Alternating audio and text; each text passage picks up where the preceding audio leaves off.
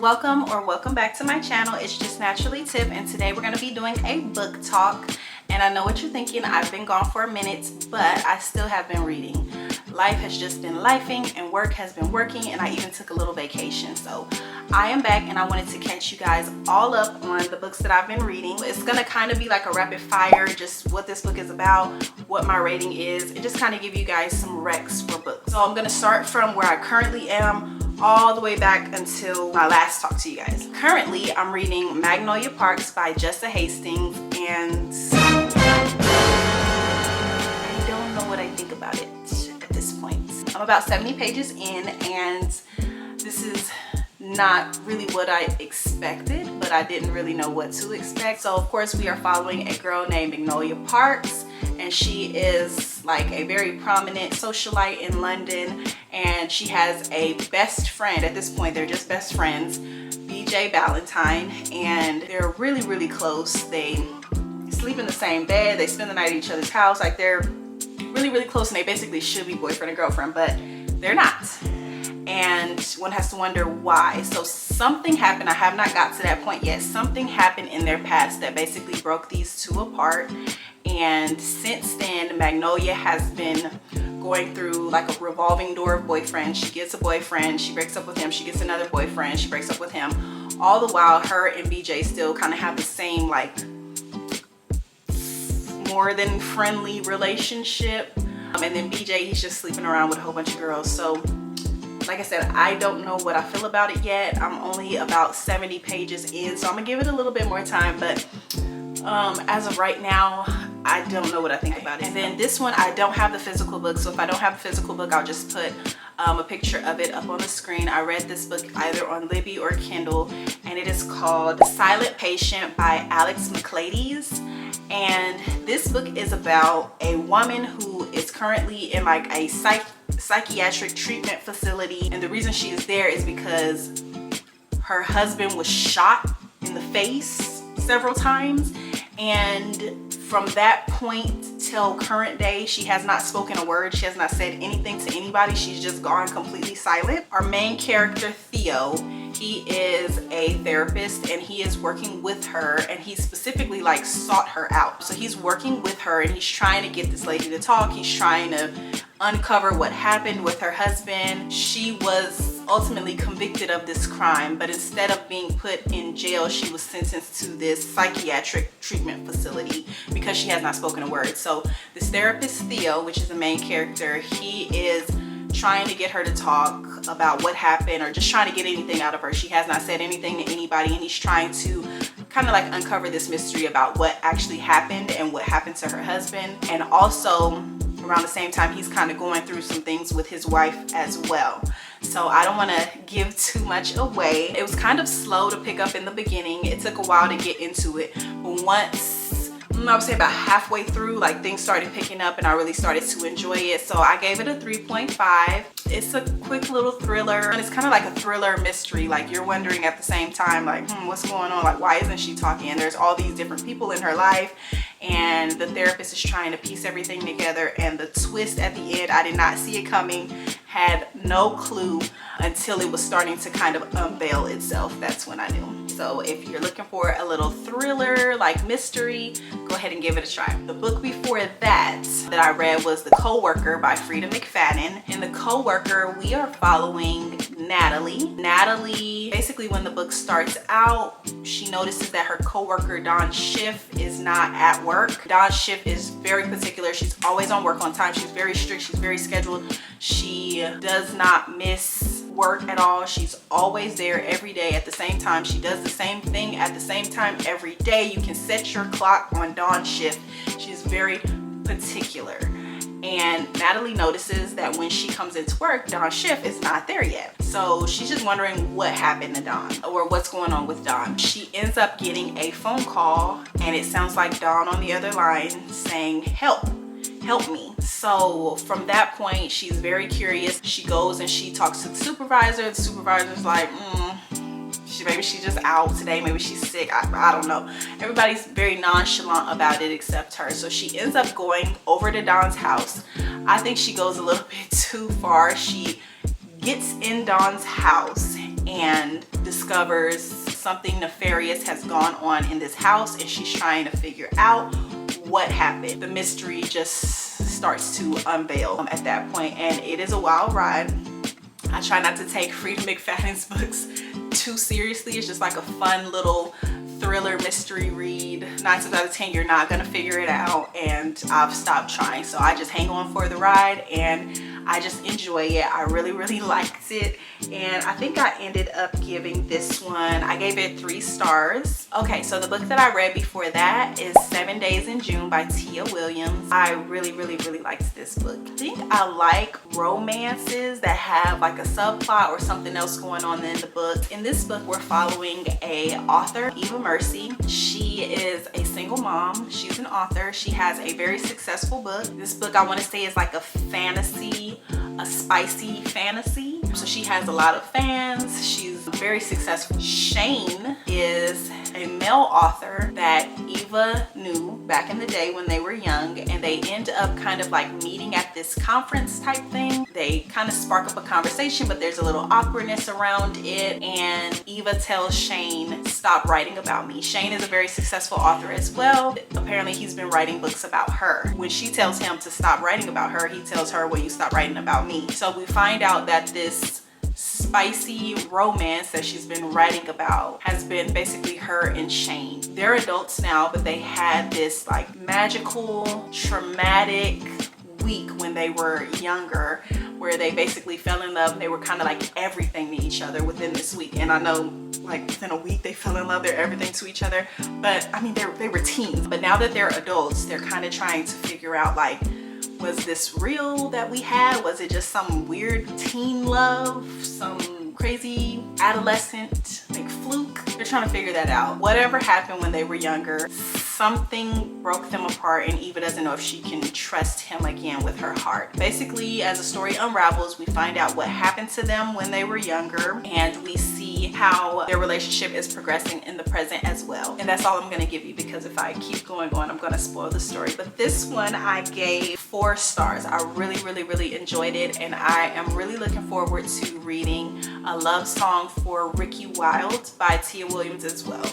I'm waiting for it to free up on Libby, and then I will be reading it. Alrighty, so the book that I read before that was Ace of Spades by Freida Abike-Iyimide. This one is about Chiamaka and Devon. They are the only Black students at this prestigious school, and they are excelling in their class. They are senior prefects, which is kind of like the highest level of students and achievement at the school. All of a sudden, guys, somebody at the school is texting basically everyone at school, airing out their dirty laundry, Chiamaka and Devon's, and they aren't really friends when the book starts off, but they end up developing a friendship by trying to find out who is this person that's spreading all these secrets about us. Like I said, they're the only Black students at the school, so it seems like it's racially profiled. They're at the top of their game, and now all of a sudden they're getting all this attention. Not just attention, negative attention. I really like the friendship that they started to develop during the book. That was probably my favorite thing about this story. This was a good little mystery. It did take a turn that I did not expect. I really would recommend this if you are into like satire and it has themes of like racial tension. This book is kind of a thick girl, and I really enjoyed it. I didn't have a time that I really like put it down. Like, I always wanted to know what was happening with Chiamaka and Devon. Yeah, I gave this one 4 stars as well because I really enjoyed it. Okay, and then the book that I read before that is actually a reread for me. It's one of my favorite books, and it is called Redeeming Love by Francine Rivers. And I've read this book, I would say, about 3 times in full. So this was my 3rd time reading it. I know the cover is kind of, but the book is really good. It's a Christian, I would say like a Christian love story, as far as like falling in love with God, falling in love with yourself, feeling worthy. Now I will say this book has a lot of trauma in the beginning, so trigger warnings. It's got some heavy stuff in the beginning of the book. It will shock you in the beginning, this story, and I don't want to tell you because I want you to read it. Like I said, this is one of my favorite books. This book literally changed my life and just helped me like grow my faith in God. There's something in the book that I actually use to this day. something that I learned in this book that I actually used to this day. And so this has been like a really important book in my life. So I gave it a reread and it hits you just the same. It's a 5-star for me. It's always going to be a 5-star for me. There is no spice in the book, but like I said, there is trauma. So if you're sensitive to that, you might not like this. But yeah, if you can get over that traumatic start, you would really enjoy this and fall in love with this book. So this book is about it's like a historical fiction, so it's back in the day. So it's about Angel and Michael. And Angel, she has a very troubled past. She's at a point where she's feeling very low in her life, and she meets this man named Michael, and he's basically like her knight in shining armor, but she doesn't know how to receive him because she doesn't love herself, she doesn't know God, she doesn't have faith, and she doesn't want to be hurt. And so part of her defense mechanism is just kind of running away from this. She doesn't feel worthy enough to be loved, and it is just such a good gut-wrenching story, and there is a happy ending. I just really love the character growth of Angel in this book, and like I said, this book changed my life, y'all. I love this, and I will reread this book over and over again. It's one of my favorites. 5 stars. Okay, and then before that book, I read another 5-star, y'all. And I know what you're thinking, another 5-star? Yes, another 5-star. So before that book, I read The Reformatory by Tananarive Due. And I actually picked up this book because of Rocky Reads. So shout out to Rocky Reads here on YouTube. She has a book club on Facebook. It's called Diversify Your Shelves, and that's exactly what it did for me, because I never would have picked this book up on my own. I never would have picked up The Reformatory by myself. Like I said, I kind of read for fun, and so I'm looking for like the fluffy vibes, happy, and this was not that, but it was so good, y'all. Like, the book hit my soul. So anyways, in this book we are following a young boy named Robbie Stevens and his sister Gloria Stevens. One day on the way home, they encounter a teenage white boy, and this is set in Florida back in the Jim Crow time. There's a lot of racial tension. They encounter a teenage white boy, an older teenage white boy, who's basically hitting on Robbie's sister. And in defense of his sister, Robbie ends up kicking this white boy. And if you know anything about that time period, like, that was a no-no. You could get killed for doing something like that. That was a no-no. So as part of his punishment, he is sent to the Reformatory, which is I don't really want to say a school for boys. It's basically like a boarding school where there's all these horrific acts going on. Like, it's kind of like the talk of the town. Like, everybody knows, like, the Reformatory is a horrible place. As his punishment, he's sent to the Reformatory, and he gets 6 months in the Reformatory, and basically he's just trying to survive. The whole time his sister Gloria is on the outside working tirelessly to get him out. She will stop at nothing to get her brother out of this place, because like I said, the talk around the town is this place is a horrible place. And I was shocked to find out that this book is actually based on a real place called the Dozier School for Boys. It was in Marietta, Florida. The place did not get shut down until 2011. So just knowing that, I think about this book every single day. Since I read it, I think about the book every day. While Robbie is at the Reformatory, he learns that there are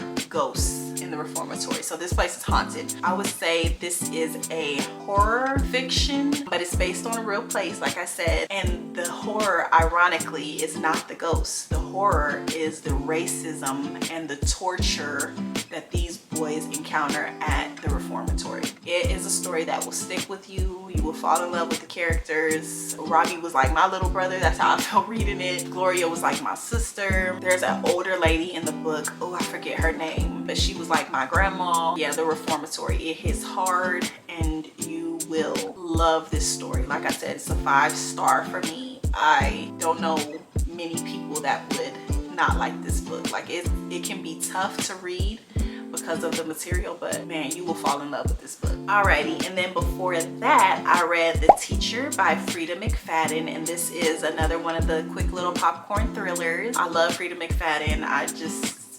her writing for me is kind of like a palate cleanser, like something I know I'm gonna have fun with. It's gonna be a wild ride. I'm not gonna know what's happening until the very end. This one is about a couple. Both of them are teachers, husband and wife. They're both teachers at a high school. They are struggling a little bit in their marriage. They're kind of at a standstill. I mean, things are working, but they're really not working. They're just kind of going through the motions of life. So there's a young girl named Addie. She's kind of troubled at this time. She's being bullied at school. She doesn't have any friends. She's basically just trying to survive high school. So she starts building a relationship with the male teacher, the husband, and the relationship is insane. Somebody ends up dead. Not gonna tell you who. It is a little weird and creepy, but it was still a good ride. Like I said, I didn't know what the heck was going on. My jaw dropped several times. I couldn't believe what I was reading. It was wild. It was wild, but it was fun, and it was Freida McFadden.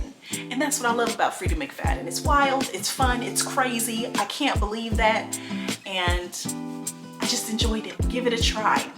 Give it a try. This one I gave 4 stars. It was a good one. The relationship, heavily frowned upon, yes, but the book was wild. It was crazy. It was wild. And then before that, I read Their Vicious Games by Joelle Wellington. And oh my gosh, look at the cover. Like literally, I picked this book up because of the cover. The cover is pretty. Come on now, you can't get much prettier than this. The cover is beautiful. Okay? The cover is beautiful. On my bookshelf, this book is literally facing forward because it's so beautiful. Adina is the main character in this book. At the beginning of this book, Adina has just lost her scholarship to a prestigious university of her choosing. I can't remember, I think it's Yale that she wants to go to. And she has just lost her scholarship because she got into a fight. She is trying to figure out, how do I get back into Yale? In her town, there is this well-to-do family who yearly throws this game called the finish, and if you are the one who finishes the finish, you get all the perks that go along with this prestigious family. So she's thinking, okay, if I can get into the finish and win, I can go to Yale. I can get back into Yale. I can use my connections with this family to get back into Yale. So she starts these games, and right away she finds out that this is not really what I thought this was gonna be. This is crazy. This is insane. This book is satire. It's not to be taken seriously. It's satire. It's a lot of craziness going on in this book. I enjoyed it. Like I said, it was crazy. From start to finish, it was crazy. And it was intriguing. And you wanted to know what was gonna happen to Adina. Is she gonna survive this? Is she gonna make it through to the end of the games? And I will not tell you because you have to read it. You have to read it. So I ended up giving this a 3.5. It was a wild ride. I loved it. There was a little bit of romance, I would say, in there, but it's not spicy, it's YA. Yeah, there was a lot of things going on in this book. And like I said, this family, you find out it's not all that it's cracked up to be. It's not what you think it is. It was really good. I liked it. Okay, and then the last book that I'm going to talk about today is called The Mixtape, and it's by Brittainy Cherry, and I love Brittainy Cherry's writing. I read another one of her books that I just fell in love with, The Holidays. I think I talked about it here on YouTube before. I love The Holidays, so I was like, let me give this a try because I heard The Mixtape was one of her really good books as well, and I was not disappointed. The Mixtape is following a struggling single mother named Emery and a musician named Oliver, and Oliver's brother Alec. They were duet musicians. They were in a group together, and Oliver's brother Alex has just died, has just tragically died. Oliver is having a really hard time with that, and Emery is just having a hard time with life, being a single mother, struggling, trying to take care of her daughter. Oliver was like her childhood crush or her teenage crush. She just loved Oliver, and she ends up meeting him one day at the bar that she works at, and from that day forward, she ends up kind of like taking care of him, befriending him. They build this beautiful friendship. She ends up working for him. We learn about all the things that Oliver is dealing with, also all of the things that Emery is dealing with. She has a complicated relationship with her family, with her sister and her parents, and Oliver is just trying to make it day to day. With the death of his brother, who he thought was his better half, he's just trying to make it, and they just build this genuine friendship that turns into more, and it is all the fluffy good vibes that I love in a book. It's the reason that I like to read. It's just so fluffy and hopeful and lovely. There are some other things that go on in the book, but the love story is front and center. It's so gushy and just fluffy, and you just love it. You just love when you're reading this book, and I just loved to read about Oliver and Emery falling in love. I gave that one 4 stars. Loved the Mixtape by Brittainy Cherry, and I will be reading more of Brittainy Cherry in the future. That is what I've been reading, you guys. Like I said, life been life and work been working, and I've been MIA for a minute, but I am back. If you like this video, please give it a thumbs up. Leave a purple heart down below if you made it this far so that I know you're my MVP. And until next time, I will catch you in my next video. Bye.